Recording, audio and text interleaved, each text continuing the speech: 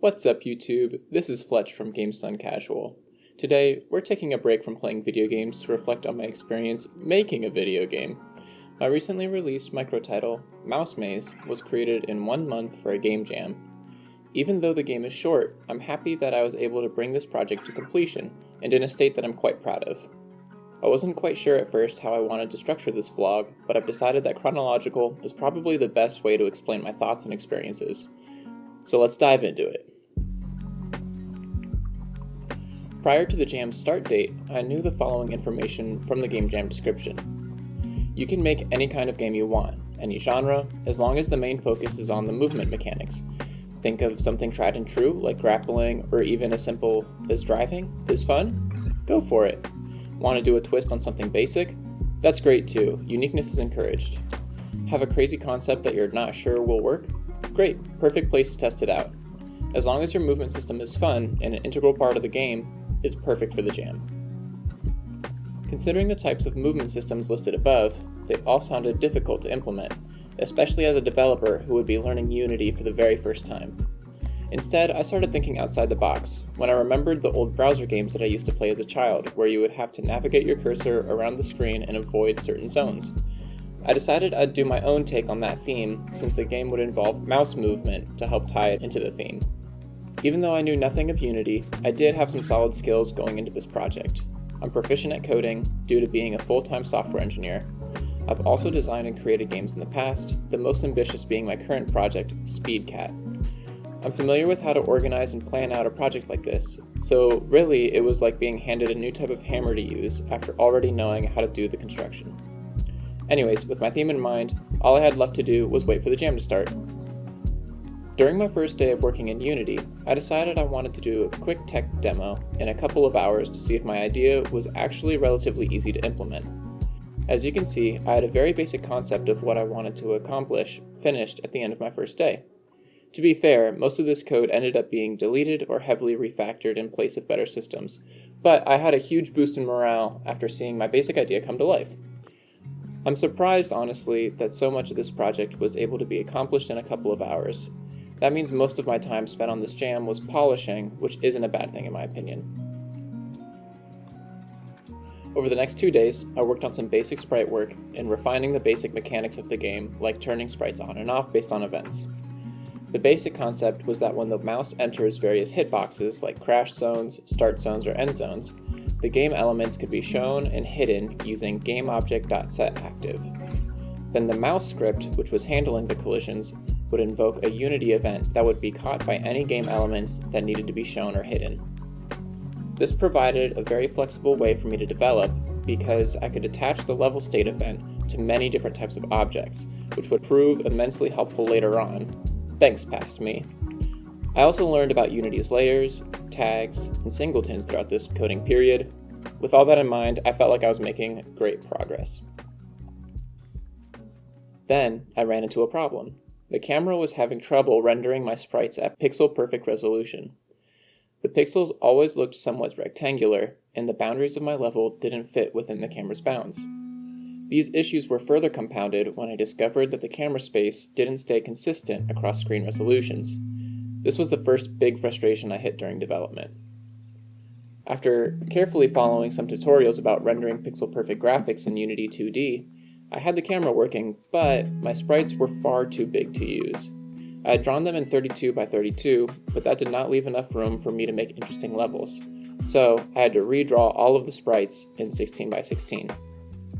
It was also at this point that my wife noted that the colors hurt her eyes, and after thinking about it for a bit, I realized the grays and yellows were too close in their values, and they were also very desaturated.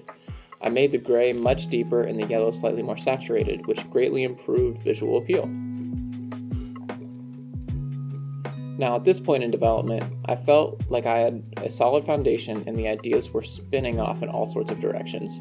In order to help give me some focus, I made myself a Trello board and sorted the potential tasks into 3 categories: things I definitely need in the game before submitting, things I want in the game before submitting, and stretch goals that would be cool to have, but not necessary.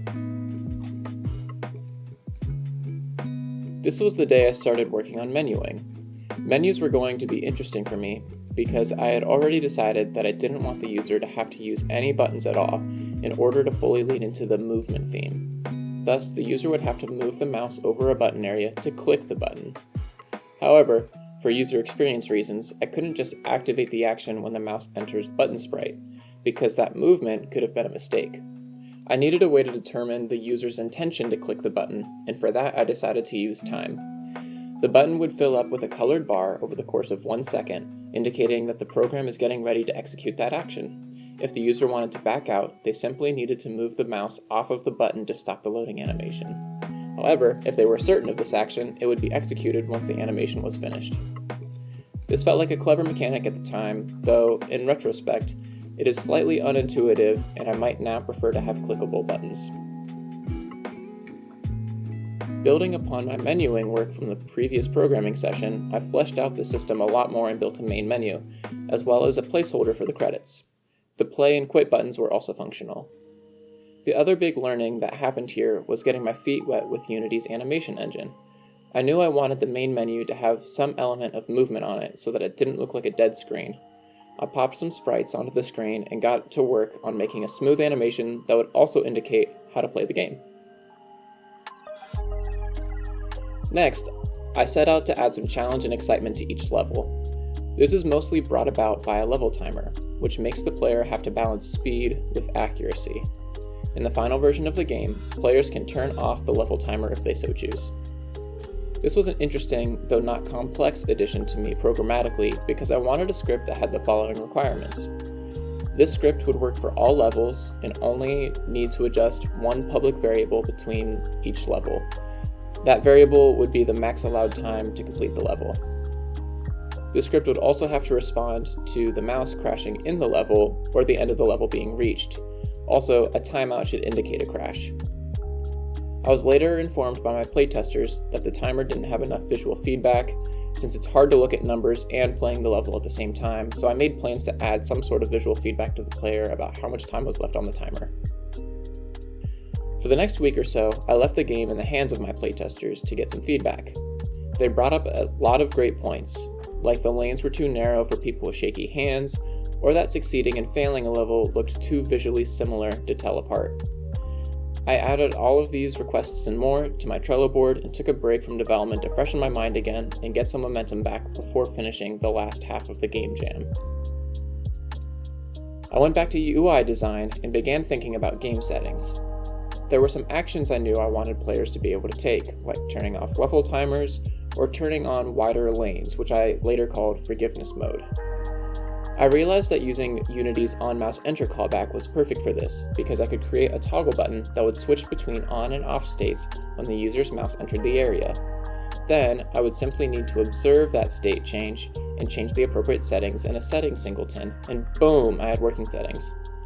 Luckily, my level timer scripts were attached to the timer text on each level itself, so it was trivial to just call set active to false on the timer text if the setting indicated that timers were off. Since the timer text was no longer active, neither was the countdown or the associated callbacks that would end the level early. Similarly, adjusting the safe zone's hitbox to be wider was also somewhat trivial. All I had to do was grab the box collider 2D component from within a script and then increase the edge radius value to be greater than 0, which would prevent the mouse from crashing if it accidentally touched the yellow. Going too far into the crash zone, however, and it would indicate a crash. The end was in sight. More and more tasks were being finished from the Trello board, and I started to pick up momentum again. I wanted to tackle the visual feedback tasks next. That would add some visual feedback for going to the next level, as well as some visual feedback for the timer countdown. I had to do some refactoring for this, but it didn't end up being too bad. First, I had to break apart and piece back together the UI that existed at the bottom of each level. By restructuring it in just a certain way, I could create a background image that I would tie a script to that would adjust the color and size based on various level events. Next, I needed to figure out how to do these animations. I didn't want to create animation components for each and every single level, so I did some Googling and stumbled across the Lean Tween library.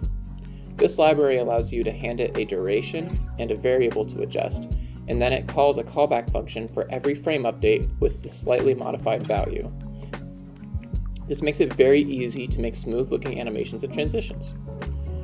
For the level timer animation, I changed the panel to be a blue color, and then tween on the rect transform's width value. I use a public variable set in the inspector for the time of duration so that when I'm making new levels, I don't need to adjust the script. If the user crashes or the timer runs out, I set the rect transform back to its original size and turn the color back to gray.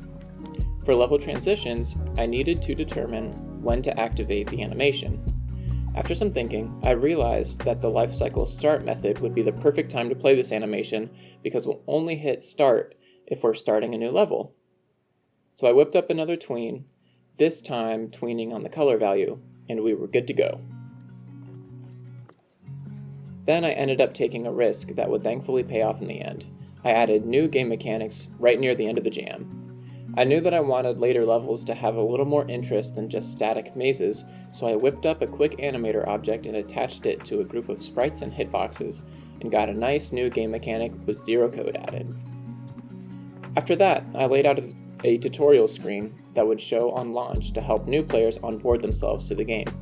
This is honestly one of my favorite parts of this project. I just think this page looks really nice and provides helpful information in a concise but fun way. I created the last handful of levels on this day, bringing me up to a grand total of 9. I do wish I had more time and energy to make the game longer, but 9 levels felt like a good taste of what this game could be if it were fully fleshed out. This is just a game jam after all. The evening of the 25th and part of the 26th were spent putting together the itch.io page, taking screenshots, making a cool trailer, and writing this script. The game was finalized and published on the 26th, and now I can officially say that I've published my first game. Woohoo! Thank you so much for watching and listening to some of my thoughts about my process. There were many moments that I didn't have time to share with you, and so I'd love to hear your questions and thoughts in the comments on itch.io or on Twitter, and we can discuss Mouse Maze together. I hope you found this devlog helpful and interesting, and as always, stay casual.